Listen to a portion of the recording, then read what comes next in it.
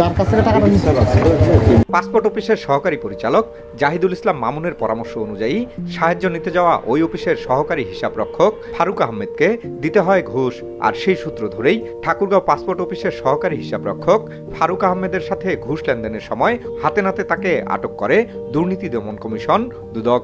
মঙ্গলবার 14 জানুয়ারি দুপুরে Thakurgaon passport office সংলগ্ন এলাকা থেকে তাকে আটক করা হয়, যা বিষয়টি চাঞ্চল্যে রূপ নিয়েছে। তবে এর সাথে অফিসের আরও কেউ জড়িত আছে কিনা এমন নানা প্রশ্ন ছিল সহকারী পরিচালকের কাছে। আপনি ওই মহিলাকে যখন আপনার কাছে গেছে তখন আপনি কেন বলছেন যে এর সাথে দেখা করে ঠিক করে নিতে?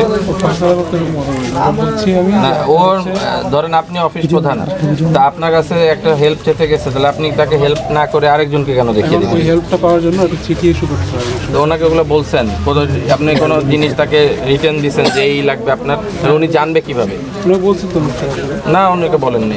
দুদকের কর্মকর্তারা জানান, পাসপোর্টে কিছু জটিলতা সমাধানের আশ্বাস দিয়ে জেলা বালিয়াডাঙ্গি উপজেলার হলদিবাড়ি এলাকার মিরানা মাহাজাবিন সরকার নামে এক ব্যক্তির কাছে 50,000 টাকা দাবি করে সহকারী হিসাবরক্ষক ফারুক আহমেদ। ঘুষের বিষয়টি দুদককে অবগত করলে ফাঁদ পাতেন দুদক। প্রথম দফায় 20,000 টাকা ঘুষ লেনদেন করার সময় ওত পেতে থাকা দুদকের একটি টিম পাসপোর্ট অফিস এলাকায় অভিযান চালিয়ে তাকে হাতে নাতে আটক করে। এ সময় অভিযুক্ত ব্যক্তি ফারুক আহমেদ জানান, এরকম আমি চাইনি যে আমার কাছে টাকা লাগবে, আমার কাছে আমি কখনো বলিনি। কি পারপাসে তাহলে টাকাটা দিল শুনি? পাসপোর্টেরই সমস্যা ছিল। আর দুর্নীতি দমন কমিশনের উপপরিচালক তাহাসিন মোনাবিল হক জানান, এবং ঘুষ গ্রহণের বিষয়টি প্রমাণিত হয়েছে। তো এখন আমরা সেগুলো ইনভেন্টরি আরও ওনার কাছে যেগুলো পাওয়া গেছে সেগুলো নিয়েছি। এছাড়াও পাসপোর্ট অধিদপ্তরের যে এডি ছিল উনি এসেছেন, ওনারও বক্তব্য গ্রহণ করেছি। এখন ওনাকে নিয়ে আমরা এফআইআর লজ হবে এবং বিজ্ঞ আদালতের মাধ্যমে আমরা পরবর্তী আইনানুগ ব্যবস্থা গ্রহণ করব।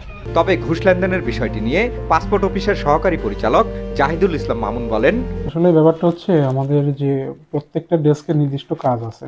তো আমার এখানে যদি কেউ চিঠিপত্র ইস্যু করতে হয় তাহলে আমাদের যে অ্যাডমিন সেকশন আছে ওনাকে দিয়ে চিঠিপত্রগুলো ইস্যু করানো হয়। তো সেক্ষেত্রে ফারুক আহমেদ অ্যাডমিনের দায়িত্বে, অ্যাডমিন সেকশনের দায়িত্বে উনি চিঠিপত্র ইস্যু করেন। তো মিরানা গতকাল আমার কাছে এসেছিলেন, আমি বলছি যে ফারুকের সাথে মিলে আপনি চিঠিটা ইস্যু করেন, পরে সেটা আমি ডিজি সার্ভার পাঠিয়ে দেবো। আপনার পাসপোর্টটা জেদ্দায় আছে সেখান থেকে পরে বাংলাদেশে ফেরত আসবে, তারপর আপনি এখান থেকে নিতে পারবেন। তো আমি এখানে তো কোনো উৎকোচের ব্যাপারে কোনো কথাও বলিনি বা কোনো নির্দেশনাও দিইনি, জাস্ট বলেছি যে আপনি চিঠিটা নিয়ে আসেন আমার কাছে, আমি পাঠাচ্ছি এটা। তো এইটাই হচ্ছে আমার বক্তব্য। আমরা চাই যে সবাই যেন সেবাটা সুন্দরভাবে পায়, এই জন্য আমাদের কর্মবন্টন করা। প্রতিটা সেকশনে আলাদা দায়িত্ব আছে, সেখানে এই দায়িত্ব উনি পালন করেন। তো এই জন্য ওনাকে পাঠানো হয়েছিল ফারুক আহমেদের কাছে, ওনার কাছে। মোটরসাইকেল সরাচ্ছি, দাঁড়ান না ভাই, আমার থাকেন।